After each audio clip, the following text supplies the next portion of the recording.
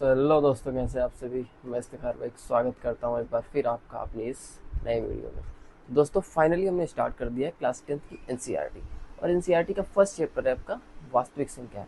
वास्तविक संख्याएं क्या होती है, एक एक लेसन एनसीईआरटी का हम डिस्कस करेंगे। और ये केवल एनसीईआरटी के क्वेश्चन होंगे, मतलब अब आपकी तैयारी को एक नया मोड़ मिलेगा। हमने क्लास 10th की मनोहर रे बुक्स कंप्लीट करने वाले हैं।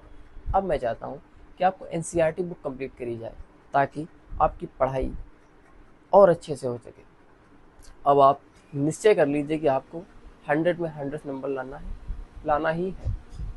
तो दोस्तों चलो स्टार्ट करते हैं। लेकिन उससे पहले मैं चाहता हूँ कि आप इस वीडियो को अपने दोस्तों के साथ शेयर कर दीजिए। जो और भी आपके दोस्त हैं, भाई हैं, जो क्लास 10th में हैं या क्लास 10th में हैं, उनके साथ इस वीडियो को शेयर करिए और उनको भी पढ़ने का मौका दीजिए। चलिए स्टार्ट करते हैं। दोस्तों बात करने वाले हैं वास्तविक संख्याओं की।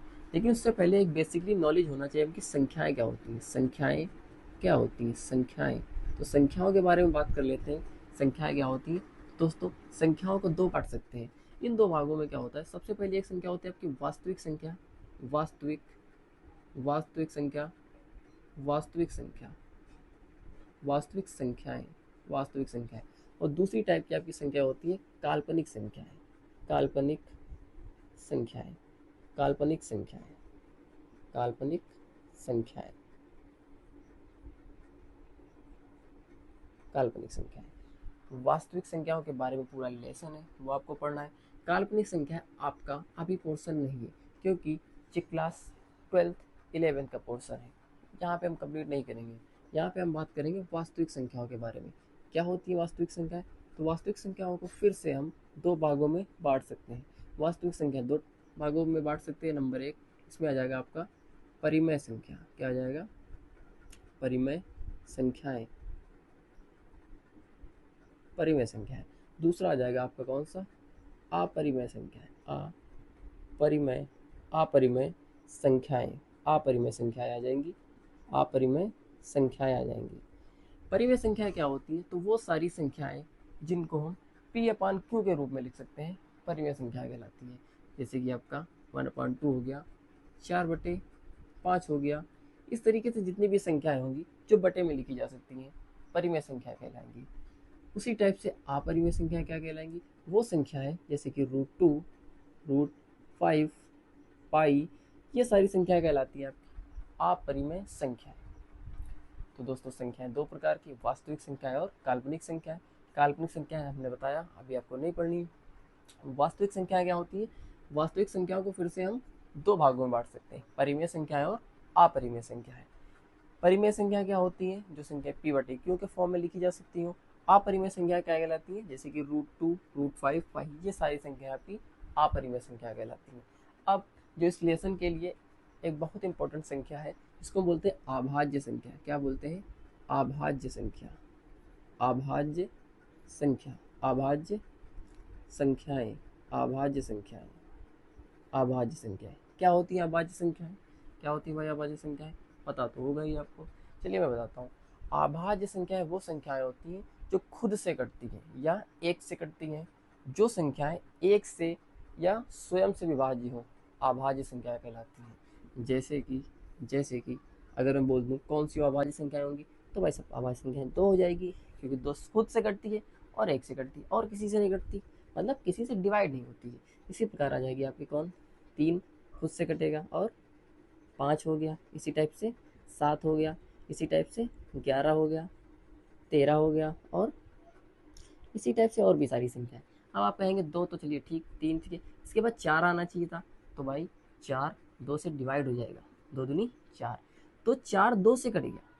इसको किसी और से नहीं कटना चाहिए। 4 तो या तो 4 से कटेगा, 4 एकम 4, या तो 1 से कटेगा, किसी अन्य संख्या से नहीं कटनी चाहिए। क्योंकि 4 2 से कट रहा है, 2 दूनी 4, इसलिए 4 अभाज्य संख्या नहीं है। तो वो सारी संख्या जो केवल स्वयं से कटती हैं अभाज्य संख्या कहलाती है। ठीक है, अब हम बात करते हैं आपके टॉपिक की तरफ, जो आपके न्यूमेरिकल्स हैं उनकी तरफ चलते हैं। और भी जो चीज़ें आएंगी वो बारी बारी से हम डिस्कस करते चलेंगे, उनके कॉन्सेप्ट क्लियर करेंगे, उसके बाद हम उसमें आगे बढ़ेंगे। तो दोस्तों अभी तक हमने लेसन के बारे में बेसिक चीज़ें देखी। कि संख्याएं क्या होती हैं। दो टाइप की संख्याएं होती हैं, वास्तविक संख्याएं, काल्पनिक संख्याएं। वास्तविक संख्याएं दो प्रकार की होती है, परिमेय, अपरिमेय। अब हम चलते हैं अपने क्वेश्चन की तरफ। तो हमारा पहला जो क्वेश्चन है वो कह रहा है हमसे कि अभाज्य गुणनखंड ज्ञात कीजिए। किसके अभाज्य गुणनखंड ज्ञात करने? तो सबसे पहला क्वेश्चन है इसके अभाज्य गुणनखंड ज्ञात करने। क्वेश्चन नंबर 1 का पहला अभाज्य गुणनखंड ज्ञात करने हमको 140 के। उसके बाद क्वेश्चन नंबर पहले का ही दूसरा पार्ट है 156 के अभाज्य गुणनखंड ज्ञात करना है। उसके बाद हमको 3 नंबर पे 3825 के अभाज्य गुणनखंड ज्ञात करना है। उसके बाद चौथा पॉइंट है, चौथा क्वेश्चन है 5005 के अभाज्य गुणनखंड ज्ञात करना है। तो सबसे पहले हम अभाज्य गुणनखंड ज्ञात करते हैं 140 के। तो 140 के अभाज्य गुणनखंड ज्ञात करते हैं। तो 140 के अभाज्य गुणनखंड ज्ञात करने के लिए हमको इसको 2 से डिवाइड करना पड़ेगा। तो 2 से डिवाइड करेंगे, 2 का पाड़ा 14 में 2 सत्ती 14 और ये 0 बचा, 0 उतार लेंगे यहाँ पे। उसके बाद फिर 2 का पहाड़ा पड़ेंगे, 2 6 2 3 6, 1 बचा, 10 के 2 पंचे 10 हो गए। उसके बाद बचा 35, 5 का पहाड़ा लगाएंगे, 5 सत्ते 35। उसके बाद 7 से ही कटता है तो 7 एकम 7।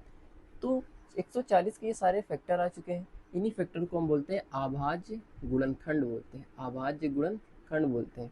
तो इसके अभाज्य गुणनखंड आ चुके हैं, अभाज्य गुणनखंड, अभाज्य गुणनखंड, अभाज्य गुणनखंड आ चुके हैं। किसके अभाज्य गुणनखंड आ चुके हैं? तो 140 के अभाज्य गुणनखंड आ चुके हैं। क्या है वो? 2 गुणे 2 गुणे 5 गुणे 7। इसको हम ऐसे लिख सकते हैं, 2 2 बार, इसका मतलब 2 की पावर 2 गुणे 5 गुणे 7। इसको हम इस तरीके से लिख सकते हैं। उसके बाद हम बात करते हैं 156 के अभाज्य गुणनखंड की तरफ। तो 156 के अभाज्य गुणनखंड निकाल लेते हैं। सबसे पहले लास्ट में 6 दिख रहा है। देखो सबसे छोटी अभाज्य संख्या होती है 2। सबसे पहले हम 2 से डिवाइड करते हैं। अगर 2 से डिवाइड नहीं होती है उसके बाद हम 3 से डिवाइड करते हैं। अगर 3 से भी डिवाइड नहीं होती मतलब 3 से भी भाग नहीं जाता है, 2 से भाग करेंगे, फिर 3 से करेंगे, उसके बाद 5 से करेंगे, उसके बाद 7 से करेंगे, उसके बाद 11 से करेंगे। इस तरीके से हम भाग करते हैं। तो सबसे पहले 6 लास्ट में, अगर लास्ट में 0 आ जाए, 2 आ जाए, 4 आ जाए, 6 आ जाए, 8 आ जाए, मतलब सम संख्याएं, तो हम भाग करते हैं 2 से। तो 2 से काटेंगे, 2 का पाड़ा 15 में 2 सत्ती 14, 1 बचा 16 हो गया, 2 अट्ठी 16, 78 बचा। उसके बाद फिर लास्ट में 8 आ गया। इसका मतलब हम फिर 2 से डिवाइड करेंगे। तो 2 का पाड़ा 7 में 2 3 6, 1 बचा 18 होगा, 2 9 18। उसके बाद 39 आ गया, 39 आ गया। तो 2 से हम चेक कर चुके, अब हम 3 से चेक करेंगे क्योंकि लास्ट में 9 है, 9 2 से नहीं कटने वाला। अब हम 3 से चेक करेंगे। तो 3 का पाड़ा पड़ेंगे, 3 एकम 3। उसके बाद 3 का पाड़ा 9 में 3 तिहाई 9। उसके बाद आ गया लास्ट में 13, क्योंकि 13 एक अभाज्य संख्या है। तो कोई भी अभाज्य संख्या स्वयं से कटती है, इसका मतलब 13 स्वयं से कटेगा, 13 एकम 13। तो 156 के भी अभाज्य गुणनखंड आ चुके हैं। 156 के अभाज्य गुणनखंड क्या हो जाएंगे? 2 गुणे 2 गुणे 3 गुणे 13। इसको हम जरा सही से लिख लेंगे। क्या लिख लेंगे? 2 2 2 बार, इसका मतलब 2 की पावर 2 गुणे 3 गुणे 13। तो ये आ गए 156 के अभाज्य गुणनखंड। अब हम बात करते हैं 3825 के अभाज्य गुणनखंड की। तो 3825 के अभाज्य गुणनखंड निकाल लेंगे। 3825 के अभाज्य गुणनखंड निकाल लेंगे। एक चलिए 3825 के अभाज्य गुणनखंड निकाल लेते हैं। क्योंकि लास्ट में आ रहा है 5, अगर लास्ट में आ जाए 5 तो या तो वो 3 से कटेगा या तो वो 5 से कटेगा। 3 से कटेगा, इसको कैसे चेक करेंगे? तो ये सारी संख्याओं को आपस में क्या कर लेंगे? जोड़ लेंगे। सारी संख्याओं को आपस में जोड़ लो। अगर ये जोड़ने के बाद 3 का पहाड़ा इसमें लगता है, इसका मतलब 3 से कटेगी, और नहीं लगता है तो ये 5 से कटेगी। तो जोड़ लेते हैं, 3 और 5 नहीं, 8 3 11, 11 और 2 13, 13 और 5 18। इसका मतलब 3 से कट जाएगी। तो 3 से काटेंगे, 3 एकम 3, क्योंकि 18 आता है ना, 18 3 का पाड़ा लगा, 3 छाक 18, इसका मतलब 3 से कट जाएगी। तो 3 का पाड़ा पढ़ते हैं, 3 एकम 3। उसके बाद 3 दूनी 6, 2 बचा 22 हो गया, 3 सत्ते 21, 3 एकम 3, 3 दूनी 6, 2 बचा 22 हो गया, 3 सत्ते 21, 1 बचा 15 हो गया, 3 पचे 15। उसके बाद लास्ट में फिर 5 आ गया। क्या फिर 3 से कटेगा? चेक कर लेते हैं। 3 चक्कू 12, 3 दूनी 6, 1 बचा 15, 3 पचे 15। उसके बाद फिर क्या है 5 से कटेगा, नहीं इस बार नहीं कटेगा, क्यों? क्योंकि 6 और 4 और 2 6, 6 5 11, 11 में 3 का पहाड़ा नहीं लगता है, इसका मतलब ये 5 से कटेगा। तो 5 और 8 40, 2 बचा 25 हो गया, पचम 25। उसके बाद फिर ये 5 से कटेगा, 5 इक्कम 5, 3 बचा, 5 सत्ते 35, 17 आ गया। 17 एक अभाज्य संख्या है तो ये स्वयं से कटेगी, 17 इक्कम 17। अब हम 3825 के अभाज्य गुणनखंड लिख लेते हैं। 3825 के अभाज्य गुणनखंड क्या हो जाएंगे, हमारे पास 3825 के ये निकले क्या, 3 गुणे 3 गुणे 5 गुणे 5 गुणे 17। इसको हम ऐसे लिख सकते हैं,